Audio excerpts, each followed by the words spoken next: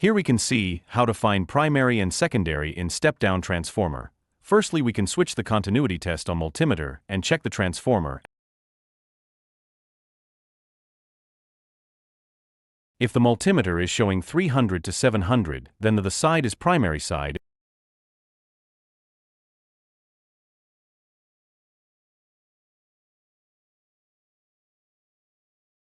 And also we are checking the transformer with 2000 ohms test.